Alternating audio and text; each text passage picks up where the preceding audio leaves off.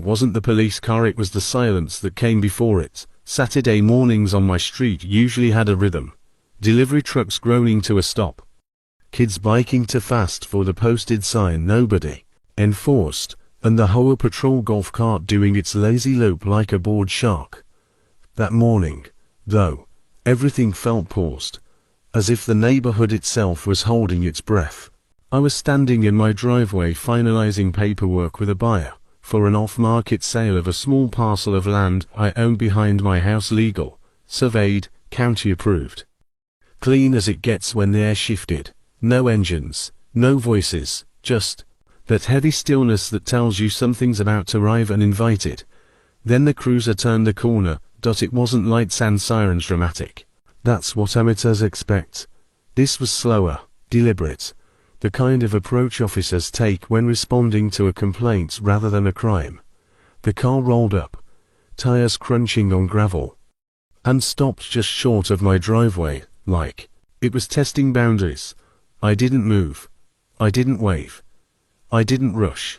Years in law enforcement teach you one thing early. Whoever moves first usually gives something away. The two officers inside sat for a moment, checking their tablets, glancing up at the house, then at me, then back down again. Confusion flickered across their faces, not alarm, not suspicion, just that subtle look that says this call doesn't match the scene. Before either door opened, I already knew who had called it in. Karen, not her real name, obviously, but everyone in the neighborhood used it anyway, usually under their breath. She was the kind of HOA loyalist who treated bylaws like scripture and authority like oxygen. Clipboard always in hand. Phone always recording. She'd complained about my fence, my shed, my truck, my visitors, and once memorably about the tone of my exterior lighting. Every complaint had gone nowhere, but that had never stopped her. People like her don't escalate because they're right, they escalate because they're desperate to be relevant. And today, she'd escalated to the police. The driver's door opened first. The officer stepped out. Mid-30s maybe, calm posture. Neutral face. His partner followed. Younger. Eyes sharper. Scanning. They walked up together. Professional but cautious. Morning, the senior officer said. We got a call about an unauthorized property sale and potential fraud. There it was. Clean. Vague. Just enough accusation to sound serious without requiring evidence. I nodded once. Did you? He paused, clearly not expecting that response. Sir, a resident reported. Let me guess, I said evenly. HOA complaints. Claims the sale violates association rules. The younger officer glanced up sharply. The senior one exhaled through his nose. Something like that. I gestured calmly toward the open folder on the hood of my truck. County deed. Surveyor's report. Zoning confirmation. Sale contract. You're welcome to look. They did. And the more they read, the quieter they got. That's when Karen appeared. She didn't walk, she marched, coming down the sidewalk like she'd rehearsed this moment in front of a mirror. Phone already in her hand, recording, lips pressed tight with self-satisfaction. She stopped just outside the invisible line most people instinctively respect when approaching police. Leaning in slightly, eager, officers, she said loudly, thank you for coming. I'm the one who called. Of course she was. She shot me a look, not angry, not nervous, but triumphant. The look of someone who believes the system has finally chosen her side. I explained everything to dispatch. She continued. He's illegally selling property within HOA jurisdiction without approval. I believe it's fraud, and possibly money laundering. The younger officer blinked. Money laundering, yes. She said firmly. You never know these days. I almost smiled. Almost. The senior officer cleared his throat. Ma'am, we're reviewing the documents now. Karen scoffed. Those papers don't matter. HOA rules supersede individual claims. He's been non-compliant for years. That word non-compliant told me everything. She wasn't here for the sale. She was here for control. The officer turned back to me. "Sir, can I ask what you do for a living?" I met his eyes. Held them. "I'm the detective chief for the county," I said. Calm.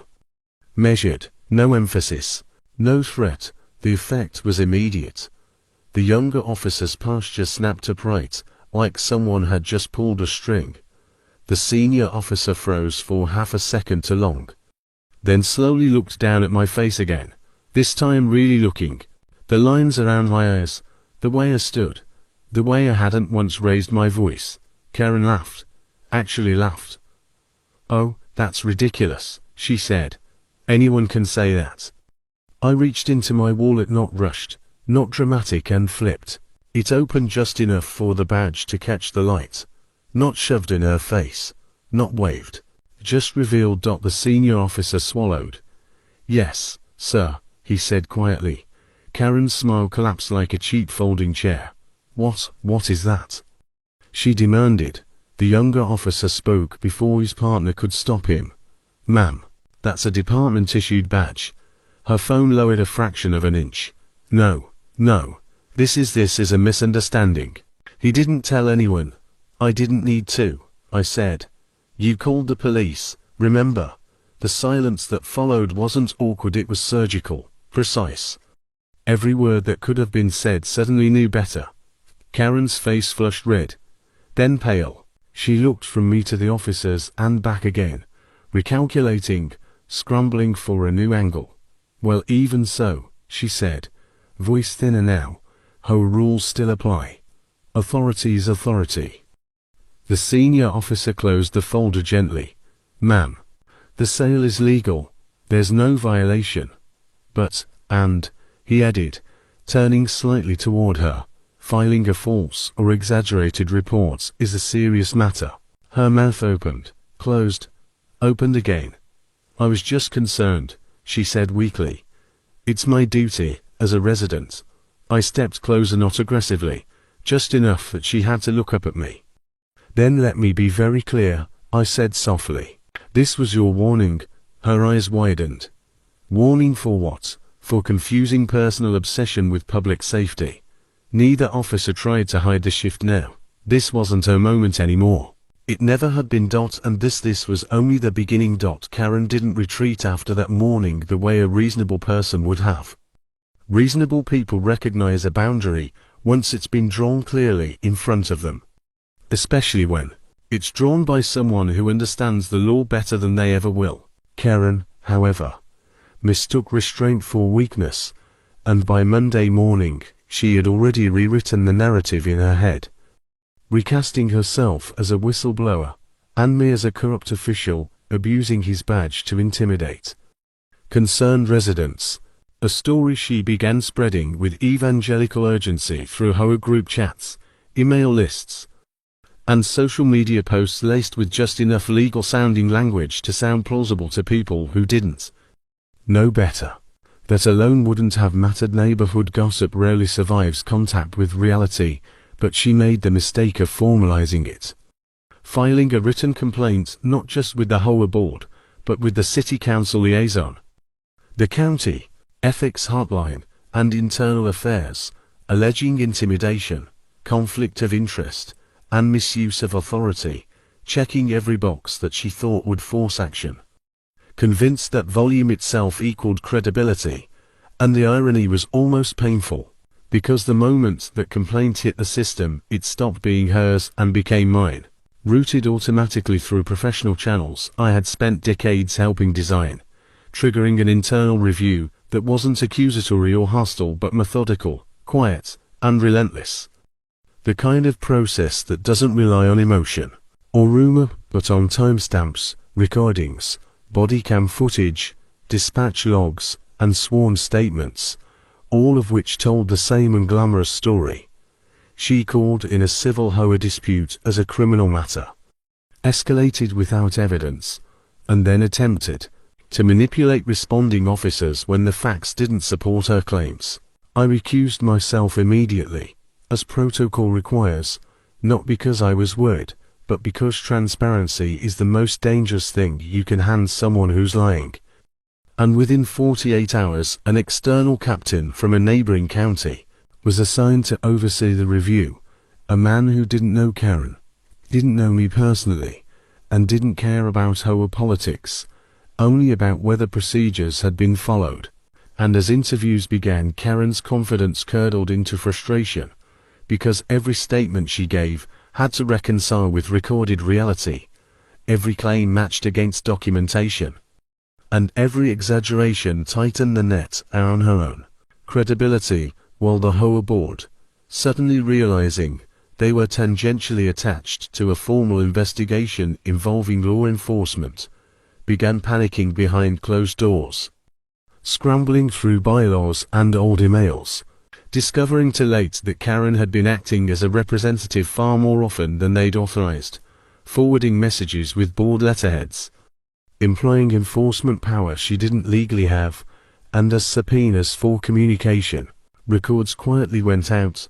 The tone of the neighborhood shifted from smug certainty to uneasy silence, people deleting posts, retracting statements, pretending they'd never liked or shared anything, because they could feel it now, that unmistakable pull of consequences moving closer. And when the captain finally sat across from Karen for her recorded interview, she arrived with a binder full of screenshots, annotations, and handwritten notes, confident she could overwhelm the process the same way she'd overwhelmed neighbors for years, only to freeze when the first question wasn't accusatory, but simple: why did? Had attempted to direct their actions and pressured them to do something, despite being told there was no violation. A phrase that carries weight in reviews because it signals misuse of emergency services. And by the end of the week, the internal review had effectively closed, not with drama or headlines, but with a quiet, definitive finding that cleared me entirely and flagged Karen's complaint as unfounded and potentially malicious. A classification that doesn't punish by itself, but opens doors for other actions. And as that determination circulated internally, it set off a secondary chain reaction. Because now the whole board had to decide whether to distance themselves from her or defend her. And that decision, still being debated in whispered meetings and frantic emails, was about to determine whether this stayed a neighborhood embarrassment or escalated into something far more expensive, public, and permanent. By the time Section 3 kicks off, the HOA's internal panic had reached a fever pitch, because Karen's insistence on going public with her criminal sale narrative collided catastrophically with reality. And in trying to defend her, the board made the fatal mistake of doubling down instead of stepping back, holding a hastily scheduled emergency meeting broadcast to select residents via Zoom while still claiming confidentiality. A farce that unraveled in real time as neighbors began sharing screenshots and clips on private chat groups, exposing the board's panic, the timeline of events, and Karen's increasingly desperate attempts to distort facts. And every effort they made to control the narrative only fed the fire. Because once recordings exist, once emails are archived, and once sworn statements exist, manipulation becomes a legal liability rather than a persuasive tactic.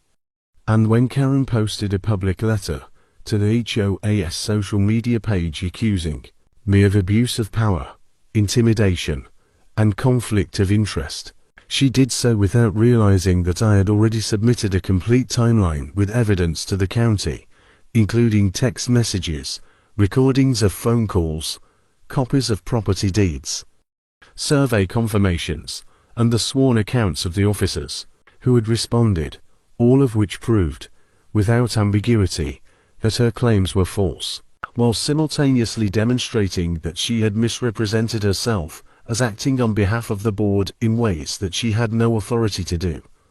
And as that evidence circulated internally, the board finally realized they were caught between a rock and a very public, very legal hard place: defend Karen and risk civil liability, or remove her and admit they had allowed her unchecked influence for years, creating the perfect storm of negligence, mismanagement, and reputational damage. And as they debated, emails and messages leaked to nearby residents, including one damning thread where the board joked about letting Karen run wild, because she's entertaining, a comment that would later be cited in civil depositions as evidence of willful disregard. And by midweek a notice appeared in residents' inboxes announcing the suspension of all enforcement powers, pending a formal county review, a move that effectively neutered the HOA and left Karen exposed as both instigator and scapegoat. And she reacted the only way she knew how, by attempting to escalate to law enforcement again, calling the local precinct to demand an official investigation into what she framed as harassment by the property owner. And this time, instead of encountering confused patrol officers, she was met with a full report already on file, complete with corroborated statements, timestamps, and legal references, and the officers, now aware of her pattern, warned her explicitly that filing knowingly false complaints could result in criminal charges, which she did not anticipate, because in her mind, the badge on my chest had always been a bluff, a threat she could neutralize with volume and persistence. But here, the system itself was watching, documenting, and waiting, and for the first time, she realized that her obsession with control had created a chain reaction she could not undo, that her attempts to intimidate a law enforcement chief had flipped the table entirely, leaving her exposed not just to embarrassment, but to potential legal action, while the rest of the board scrambled to issue statements, apologize publicly, and distance themselves, a process that barely contained the fallout. Because the residents finally aware of how fragile the HOA's authority had been, demanded accountability, transparency, and reform. And as the week ended, the neighborhood that had once measured life in citations, fines, and petty disputes found itself liberated from the constant shadow of overreach. While Karen sat alone with her phone, scrolling through screenshots of internal memos, official warnings, and news updates, realizing too late that the game she had thought she was winning had been rigged all along, not by me personally, but by the very structure she had abused. And in that moment, the scale of her failure became impossible to ignore, setting the stage for the legal and financial consequences that would soon follow. And for the first time, she could no longer manipulate, threaten, or misrepresent without repercussions, because every action, every exaggeration, every misstep had been logged, archived, and made unassailable, and the HOA as she knew it, and as she had controlled it, was effectively over. The consequences arrived, faster than Karen or anyone on the HOA board could have imagined, because once the county review and internal investigation concluded, it wasn't just about clearing my name anymore. It was about exposing a culture of overreach, intimidation, and reckless escalation that had been quietly tolerated for years. And when subpoenas began to reach board members and Karen herself, the tone shifted from panic to near hysteria, with emergency meetings held behind closed doors that did little to slow the inevitable, lawyers retained at exorbitant fees, insurance companies refusing to cover acts classified as willful misconduct, and every statement Karen had filed now circling back as evidence of her knowledge of wrongdoing. And when the first depositions were taken, she realized fully the magnitude of her errors. The emails where she directed officers, the group chat messages calling me a threat and claiming authority she didn't have, the recordings of her trying to pressure responding officers, all immutable, all admissible, all damning, while the HOA board scrambled to issue public apologies, claiming ignorance and misinterpretation of her actions, though the documents proved otherwise. And the residents, long frustrated with arbitrary enforcement, suddenly found themselves witnesses to a spectacular implosion, providing statements about years of petty fines, harassing notices, and intimidation tactics, each anecdote adding weight to the case, while county authorities quietly coordinated with internal affairs to ensure every false claim, every misrepresentation, and every attempt to manipulate the system would carry real repercussions, which it did, because the legal filings that followed named Karen as primarily responsible for submitting knowingly false reports, exposing herself to potential criminal liability, while the HOA board faced civil exposure for failing to supervise her, effectively forcing them to settle lawsuits with residents, pay restitution, and restructure the organization under county oversight. And as the public learned of the story through leaked documents, local news coverage, and first-hand accounts from residents, it became a cautionary tale about the dangers of unchecked authority, obsession, and personal vendettas masquerading as civic duty. Ann Karen, who had once paraded her sense of power with pride, now had to contend with the stark reality of formal reprimands, legal exposure, and the personal humiliation of watching her influence evaporate in real time, while I, as the detective chief and property owner, remained entirely untouchable, my reputation intact, my actions fully justified, and my neighbors relieved that the system finally worked as it should, all of which culminated in a neighborhood transformed from one of fear and microregulation to one of accountability and transparency, the HOA now a cautionary shell of its former self. Ann Karen left isolated, powerless, and facing the undeniable lesson that trying to weaponize the law against someone who lives by it professionally carries consequences that extend far beyond a single complaint or a single morning confrontation.